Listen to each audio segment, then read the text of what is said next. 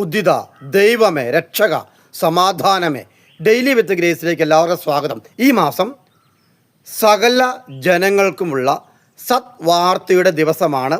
മാനസാന്തരത്തിലേക്ക് നയിക്കുന്ന മാസമാണ്. അതായത് കണ്ടിട്ടും കാണാതെയും കേട്ടിട്ടും ഗ്രഹിക്കാതെയും ചെയ്യുന്ന അനേകം പേരുകളുണ്ട്. അത് നമുക്ക് മാറ്റിയെടുക്കാം. കണ്ടിട്ടും കാണാനുള്ള മനസ്സും കേട്ടിട്ടും കേൾക്കാനുള്ള മനസ്സും ഉണ്ടായിത്തീരുവാൻ ഈ മാസത്തിന് പ്രത്യേകം സമർപ്പിച്ച് നമുക്ക് പ്രാർത്ഥിക്കാം. അതായത് പ്രധാനമായും മാനസാന്തരത്തെപ്പറ്റി ചിന്തിക്കുമ്പോൾ എന്താണ് മനുഷ്യനെ അന്ധകാരത്തിലേക്ക് നയിക്കുന്ന ശക്തി എന്ന് ആദ്യം തിരിച്ചറിയണം. അതായത് വശ്യത നിറഞ്ഞ ഒരു എനർജിയാണ് മനുഷ്യനെ പ്രധാനമായും തിന്മയിലേക്ക് നയിക്കുന്നവ. പ്രധാനമായി പറയാനുള്ളത്, ഒന്ന് സെക്സിനോടുള്ള വശ്യത, രണ്ട് മറ്റു സുഖലോലുപതയോടുള്ള വശ്യത, മൂന്ന് ദൈവിക ചൈതന്യത്തിൽ നിറയ്ക്കുന്ന യഥാർത്ഥ ദൈവിക ചൈതന്യത്തിന് വശ്യത. വളരെ ആകർഷകമായ ഈ വശ്യതയാണ് രണ്ട് തലങ്ങളിൽ തിന്മയിലേക്കാണെങ്കിൽ മൂന്നാമത്തെ തലത്തിൽ ദൈവത്തോട് കൂടിയിരിക്കുവാനുള്ള വശ്യത. ഇതിലേതാണ് നമ്മളെ മുന്നോട്ട് നയിക്കുന്നതെന്ന് ചിന്തിക്കേണ്ടിയിരിക്കുന്നു. പ്രധാനമായി രണ്ട് തരത്തിലുള്ളവരാണ് മാനസാന്തരത്തിലേക്ക് നയിക്കേണ്ടത്. ഒന്നാമതായിട്ട് പറയുന്നത്, ഒന്ന്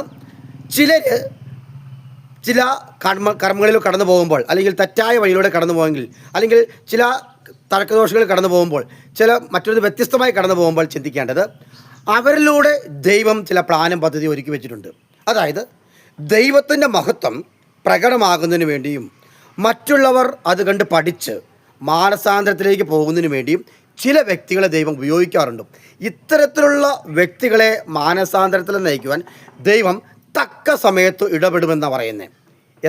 ഇത്തരത്തിൽ അതായത് ദൈവത്തിൻ്റെ മഹത്വം പ്രകടമാകുന്നതിന് വേണ്ടി ചില വ്യക്തികളെ ദൈവം ഉപയോഗിക്കുന്നു. അവർ ചിലപ്പോൾ അന്ധകാരത്തിൽ നടക്കുന്നവരായിരിക്കാം, ഒരു തെറ്റും ചെയ്യാതെ തിന്മയിലൂടെ പോകുന്നവരായിരിക്കാം. അങ്ങനെ അത്തരത്തിലുള്ളവരെ ദൈവം തക്ക സേടും. എന്നാൽ കഠിന ഹൃദയത്തിലൂടെ കണ്ടിട്ടും കാണാതെയും കേട്ടിട്ടും കേൾക്കാതെയും നടക്കുന്നവരെ ദൈവത്തിന് ഒരിക്കലും മാനസാന്തരം നയിക്കാൻ ബുദ്ധിമുട്ടാണ്. കാരണം അവരുടെ ഹൃദയത്തിലുള്ള വശ്യത വീണ്ടും വീണ്ടും അവരെ തിന്മയിലേക്ക് നയിക്കുന്നു. ഇത്തരത്തിലുള്ളവർക്കാണ് യഥാർത്ഥത്തിൽ മാനസാന്തരം ആവശ്യമായിട്ടുള്ളവർ. മറ്റുള്ളവരെ, ഞാൻ പറഞ്ഞവരെ ദൈവം തക്ക സമയത്ത് ഇടപെടും. എന്നാൽ ഇവരെ തക്ക സമയം ഇടപെടാൻ പറ്റില്ല. കാരണം അത്രത്തോളം നിരീശ്വരവാദത്തിലൂടെയും തിന്മയിലൂടെ നടക്കുന്നവരായതുകൊണ്ട് ദൈവത്തിന് ആ വശ്യതയിൽ നിന്നും അവരെ ഒഴിവാക്കാൻ കഴിയില്ല. ആദ്യം പോകുന്ന വ്യക്തികൾ ദൈവത്തിൻ്റെ കർമ്മം പൂർത്തീകരിക്കുമ്പോൾ ദൈവം ഇടപെട്ട് അവനെ ദൈവത്തിലേക്ക് കൊണ്ടുവരുമെന്നുള്ളൂ. ഈ രണ്ട് തരത്തിലുള്ള മാനസാന്തരത്തിൽ ഏത് തരത്തിലുള്ള മാനസാന്തരമാണ് ഓരോ വ്യക്തികൾക്കും വേണ്ടതെന്നും ഈ ക്രിസ്തുമസിലേക്ക് കടക്കുന്ന ദിവസങ്ങളിൽ, നോമ്പ് ദിവസങ്ങളിൽ ചിന്തിക്കേണ്ട കാര്യമുണ്ട്. അതായത് അതിന് കഴിയട്ടെ പ്രാർത്ഥന നിർത്തുന്നു. എല്ലാവർക്കും 1000 നന്ദി.